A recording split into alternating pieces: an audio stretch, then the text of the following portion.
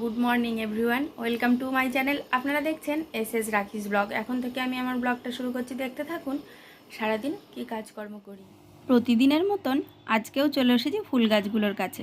আর নতুন নতুন ফুল গাছ আনা হয়েছে, তো ওই জন্য মনটা যেন দেখার জন্য একদম ছটপট করছে। দেখি তো ফুলটা ফুটলো নাকি। আপনারা দেখতে পারবেন, পুরো ভিডিওটা দেখতে থাকুন। এই ফুল গাছটা আমি নতুনই এনেছি। আর এই দেখুন, তারপরে বাজারে চলে গেছিলাম জানেন। বাজারে গিয়ে দেখি যে এই যে বড় বড় মাছ, সেদিনকে না বেশি একটা মাছ বিক্রি হয়নি, কেননা বৃষ্টি পড়ছিল। তো যে সময় বাজারে বিক্রি হবে আর সেই সময়টাই সেদিনকে বৃষ্টিটা এসেছে। এই দেখুন, একটা কাতলা মাছের ওজন 2 কিলোর ওপরে। তবু মানে এই কাতলাটার মানে দাম হওয়া উচিত 300 টাকা করে কিলো, সেখানে আমরা 220 টাকা করে কিলো নিয়ে এনেছি।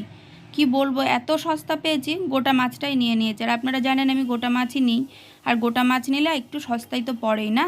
আর সারা সপ্তাহ ধরে আমার আর যাওয়া লাগবে না, এই জন্য। আর একটু খুচখাচ এটা সেটা মাছও আছে, একটু চিংড়ি, মাছের ডিম এইসব আছে, তাতে হয়ে যাবে। তারপরে যে গাছগুলো এনেছি সেগুলোকে তো উদ্ধার করতে হবে নাকি। কর্তা চলে গেছে, আমিই করে নিচ্ছি। বেশিরভাগ কাজটা আমি কর্তা দুজন মিলেই করি, কিন্তু আজকে আমিই করে নিলাম। কেননা এই বর্ষা বৃষ্টি আছে, তো এই সময় না করে নিলে গাছগুলো আর বাঁচাতে পারবো না। বৃষ্টির সময় দেখবেন গাছ লাগালে সে গাছ বাঁচবেই বাঁচবে, এরকম একটা ব্যাপার, তাই না? তারপরে আমার শ্বশুরমশাইয়ের কাছ থেকে ওই যে পেঁয়াজের খোসা, আলু এইগুলো নিয়ে এনেছিলাম।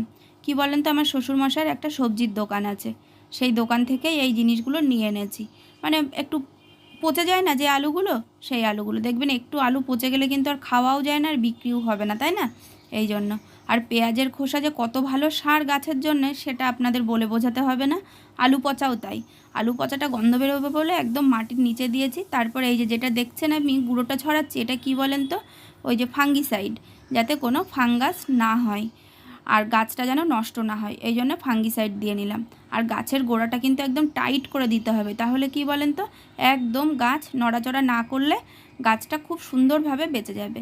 এটাতেও আমি ফাঙ্গিসাইড দিয়ে ভালো করে নাড়াচাড়া করে নিলাম, মানে ওপরের মাটি নিচে, নিচের মাটি ওপরে দিয়ে নিলাম।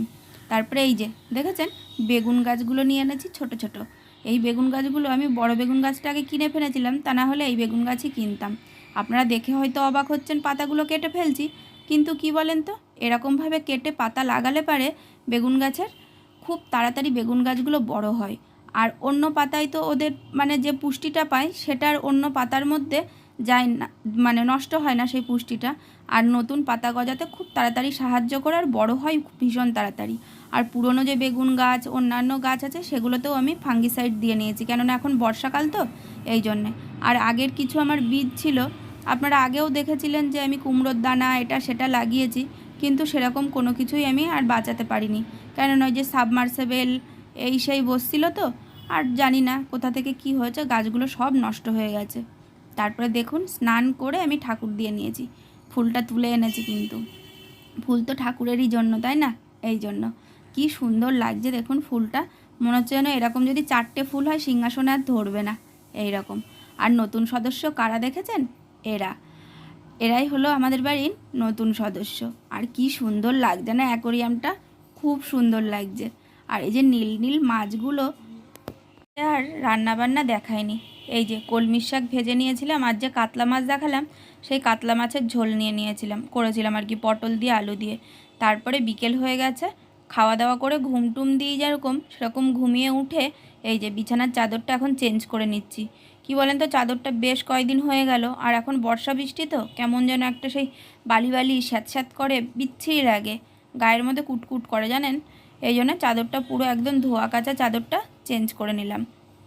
আর একদম মানে ফ্রেশ ফ্রেশ মনে হয় চাদর টাদর পাল্টানোর পরে, মনে হয় যেন শুয়েও শান্তি, ঘুমিয়েও শান্তি, আর বসেও শান্তি, ঘরটা দেখেও শান্তি, এই রকম মনে হয়। তারপরে দেখুন কতগুলো জামা কাপড় ছিল সেগুলো আবার ভাঁজ করে নিলাম। এমনিই তো জামা কাপড় শুকোচ্ছে না, আর আমার দেখেছেন কলপাড়ের ওখানে যে জায়গাটা আছে না, ওইখানটায় জামা কাপড় ওই 2-3 দিন ধরে নেড়ে রাখছি, তারপর একটু ঘরে এনে দিলেই ব্যাস শুকিয়ে যাচ্ছে।